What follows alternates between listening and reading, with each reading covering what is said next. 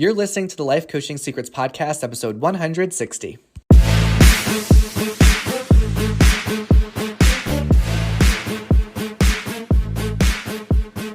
Did you know that life coaches are needed now more than ever?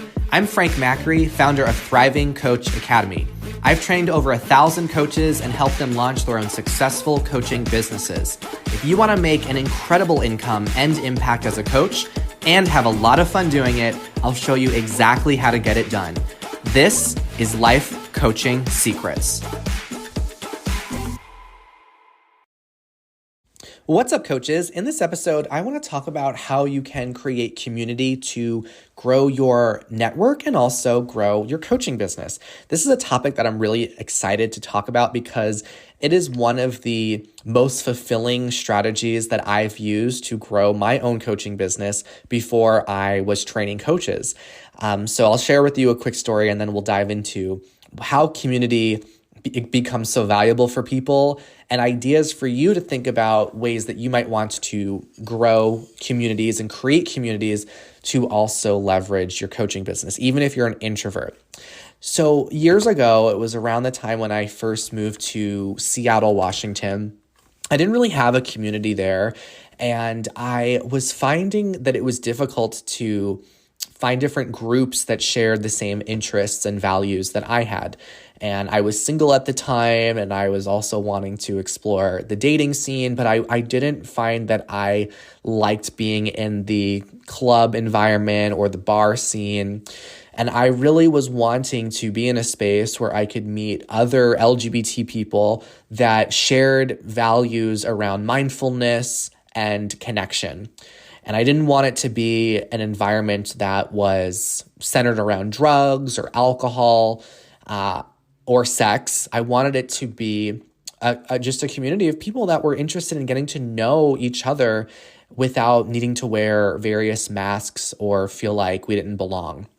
So I was searching for a while on where I could find this community, and I couldn't find it. And then it dawned on me that I could also create the community. What if this is the sign for me to be the leader and step up and create it and see what the response is?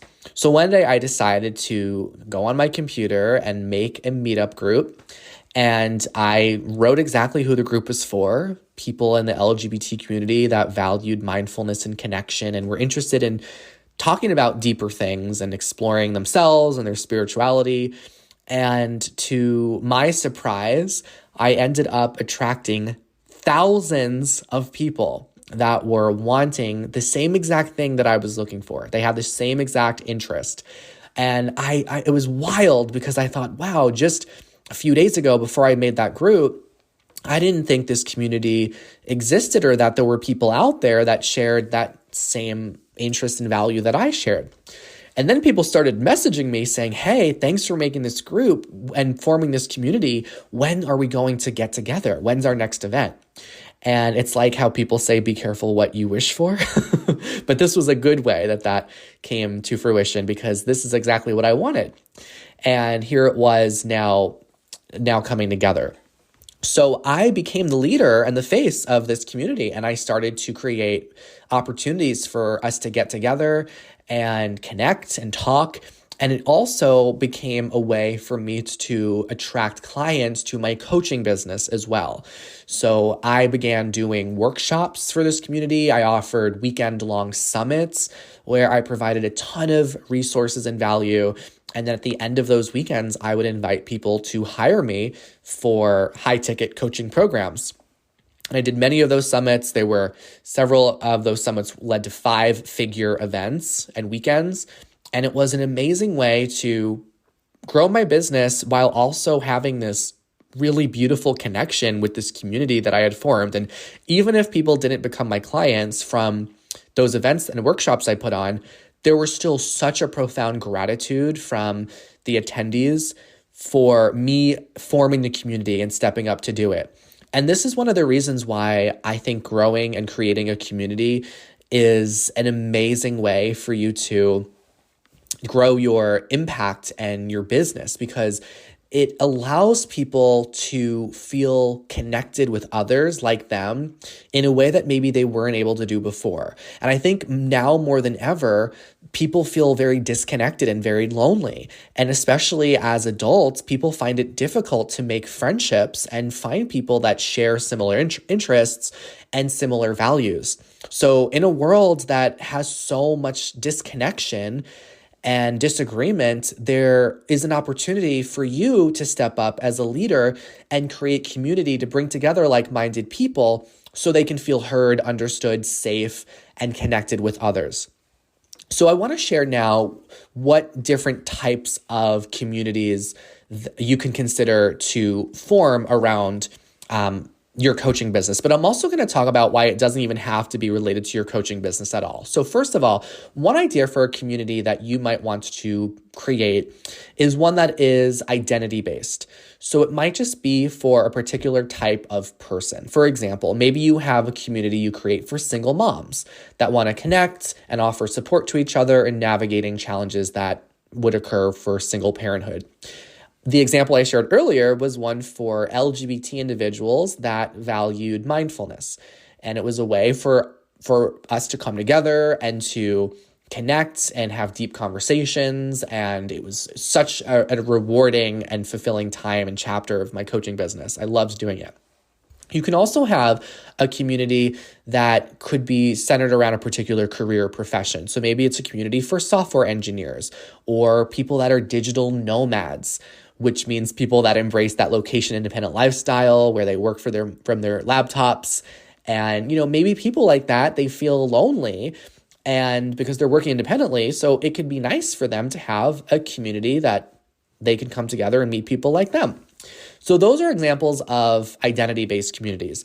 There's also problem-based communities where people come together to help navigate a particular challenge that they might be going through. For example, a divorce support group. This could be for divorced women so they could share their experiences and help each other rebuild their lives after a divorce. Or maybe a group for chronic illness support. So individuals dealing with certain chronic illnesses, they can discuss various coping strategies they've been working on or offer encouragement to others as they go through difficult times. Or last, another example is a grief support group. So for individuals who are mourning the loss of loved ones, having a way to come together in an environment where they could share memories and express emotions they have. Think about how incredibly valuable this could be for people. Now, finally, there's also value and hobby-based communities. So, for example, maybe it's a certain religion or a particular political group or affiliation that could form community. Maybe you have a particular hobby that you're interested in.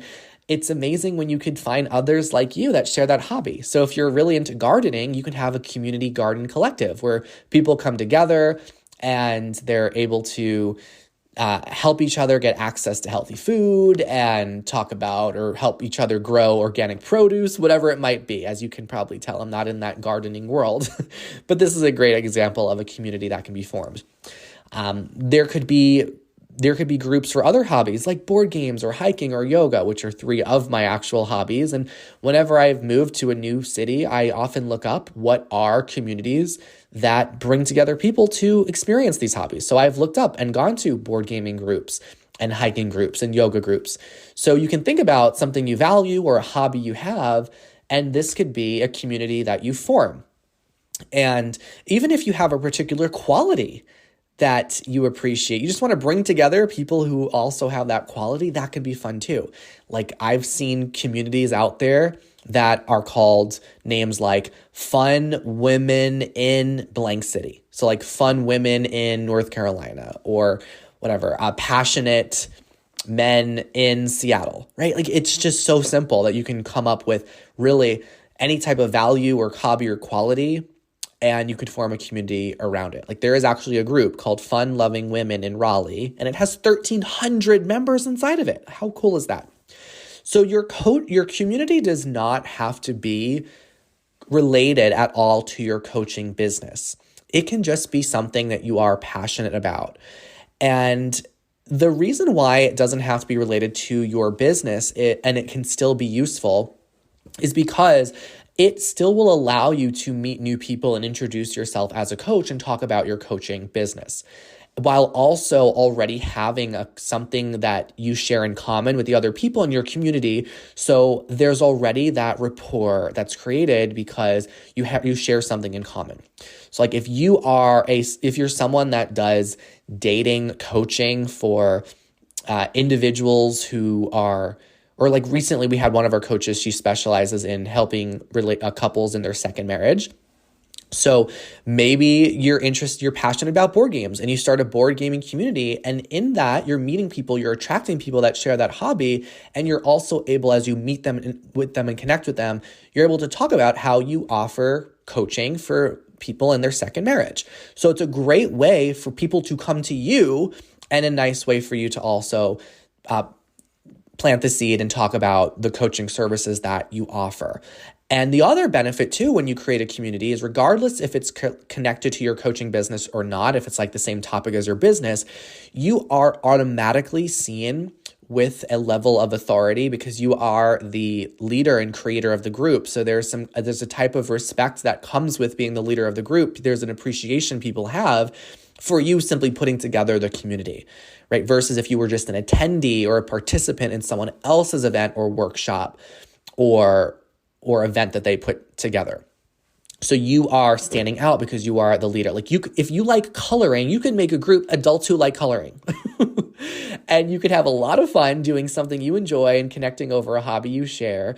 And it's a fun way for you to meet people and draw people to you. So if you're someone that doesn't like going to others' networking events, if you don't like putting yourself in those environments, and I did make a podcast on how to grow your business through networking events. And I also shared in that episode, like if you don't like networking events, you don't ever have to go to one. What if you just created your own events and had people come to you? It like completely flips the script. And I found that I've enjoyed this so much better. It's like whenever I did an event for communities I've created in the past, I thought of it like I'm putting together a really fun event or party, and I get to invite exactly the type of person I want and decide how many people come and where it's going to be. Like you have total control over the experience, which creates so much possibility for you.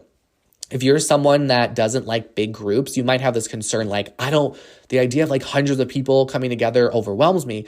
Well, as a community leader, you can also decide how many people you want to allow at your events that you put together. So for me, as an introvert, whenever I do like my workshops or summits, weekend-long summits, I would limit the attendance because I didn't want to have 30, 40, 50 people in the room because I like having an intimate connection with all of my attendees and getting to know them and being able to provide direct support to them. So I would often limit the attendance to maybe 10, 15, or maybe maximum 20 people. And those events were so fun. I wasn't drained because it was a large group. I was very energized. Everyone felt so connected and safe to open up and share. And for those events that were related to my business, I had tremendous success and enrolled high ticket clients through doing those workshops. So you have a lot of control and freedom over what types of events you do. So as I was saying earlier, it doesn't have to be related to your business, the community you form. Another example that I've had in the past is I sometimes would bring together people that were interested in doing speed dating. And I would do like these conscious and mindful speed dating events for all kinds of people. Sometimes I do it for people in their 30s and their 40s and their 50s. I just changed it up every single time. And because I just have a passion for connection and relationships, and I wanted to bring people together. So I started this singles mixer group. And I had so many people attend, and it was a lot of fun. And it was also a way for me to plug my coaching business as well. And it was just a great way. People were coming to me, they were having a great time, and I was very naturally able to talk about the work that I do. I loved doing them. Now, the community events that you do create can also be directly related to your business. So at one point, I was the coaching a niche that I was focusing on was helping entrepreneurs create powerful workshops to grow their business. That was the focus that I had. So I would lead summits where I would specifically help entrepreneurs learn how to craft their story and how to have confidence when they go in front of the room, and also how to sell from the stage.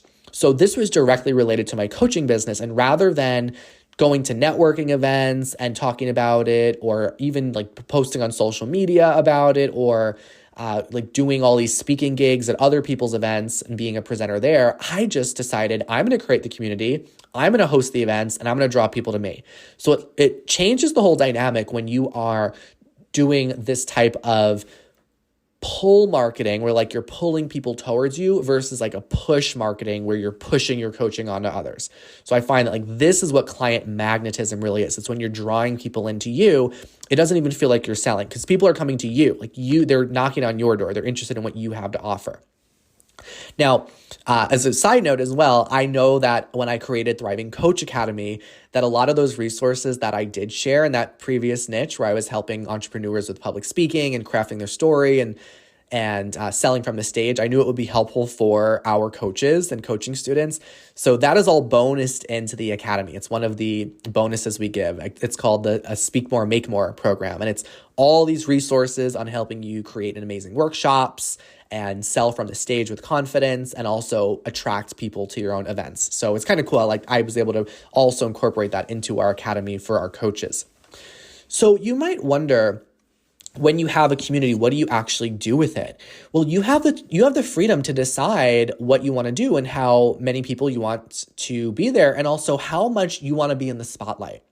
So you can directly have workshops that you put on where you're in front of the room presenting a workshop, but you can also just host networking events or meet and greets where people are able to come together and you're not necessarily needing to lead anything. You're just holding the space and you are gathering people that just want to connect, who will share a particular hobby or interest or topic, right? So you get to decide how much you want to be in the spotlight, how much you want to be the presenter, the facilitator, or the person that's providing a particular workshop or experience, or if you just want it to be where everyone's coming together to meet and connect and network. So you also get the freedom to choose, and you can also do a mix of both.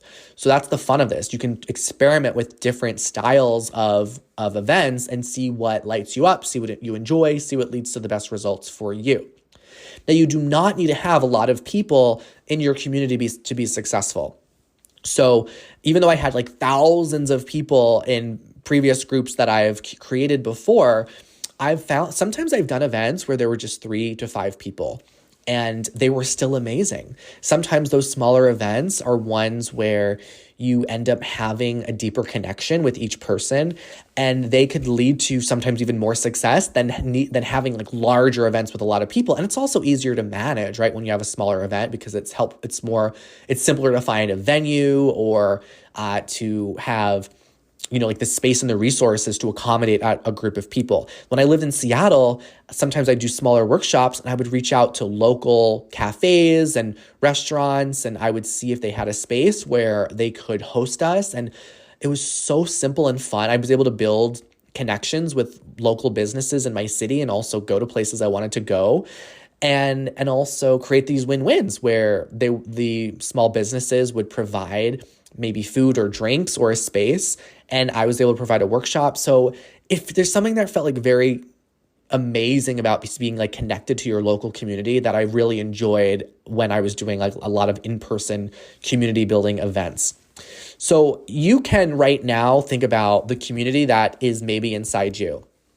And I know that you might not have ever seen yourself before as a community leader or the face of a group or network like this, but what if this is a part of your evolution, right? What if this is the key to unlocking a whole new audience of people into your life, but also your coaching business? Think about the doors that you can open up for yourself.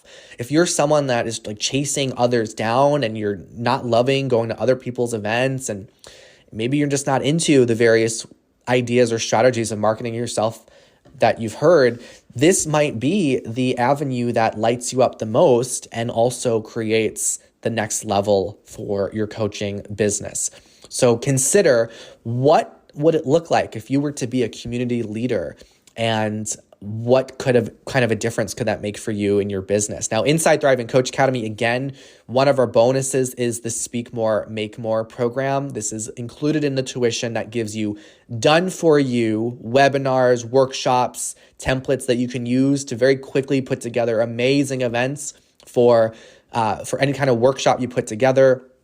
We will help you create communities that you might be interested in. We'll help you put it all together. And also, if you decide to incorporate your business into your communities, we'll show you how to confidently make offers that translate your attendees and your group members to paying clients who rave about the work that you do. We'll make it so simple so that way you don't have to do all the guesswork with that. Okay, so that's what I got in this episode on creating community. Again, this has been such a rewarding part that I've experienced in the path of growing my business. It's been one of the most fun ways to market yourself. And I invite you to consider what kind of community is inside you. What kind of community might you be called to congregate and lead? All right. Remember to subscribe to this podcast if you're enjoying it to get more updates when we release new episodes. And also leave us a 5-star review. It takes a couple of minutes, means a lot to us.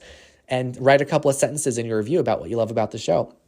Before you go, I'm going to leave you with a really amazing gift. This is from an interview that I did with one of our actual coaches in the academy, where they share their path into coaching and how they started having success, so you can learn from their story and take the tips that they provide so that way you can also get faster, hit your goals faster as a coach. So enjoy their story, and I will see you in the next episode. Hi, I'm Sarah. I'm a life coach. I started life coaching pretty much immediately right after I finished college. I started this program in January, and at that point, I was unemployed and I had just switched from nursing and I decided to get into life coaching. So now I just started my life coaching business, actually. So my hesitation for investing into TCA first was the price of the program, but I did know at that point that I really did want to become a life coach and learn about it. I just realized I could choose to either go after what I really want in life, or I could choose to continue to do something else that wasn't really fulfilling. And I realized, I had gotten into the point in my life where I was done waiting and that it was time for me to really go after what I really wanted.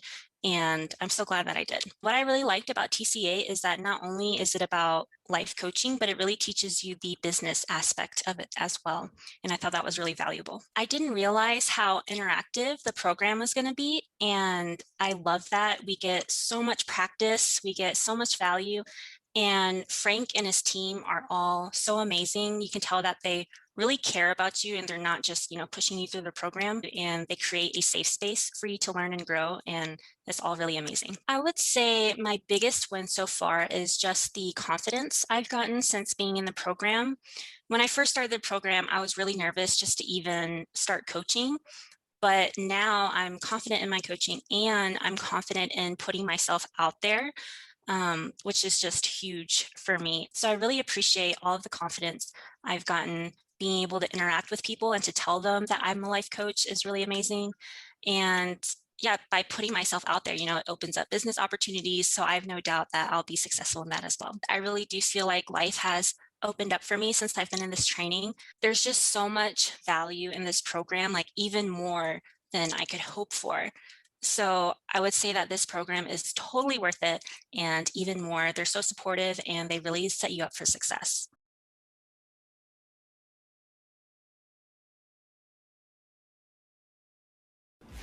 Hey, would you like access to powerful coaching tools you can use on yourself and clients right away? For being a listener of the podcast, I'm giving you a VIP guest pass to get a sneak peek into my coach training program. Inside, you'll learn our coach's secret tool they use to transform their clients' lives. And you'll also get a training on how to launch a coaching business. Just head over to www.thrivingcoachacademy.com/VIP to get started. I'll see you on the inside.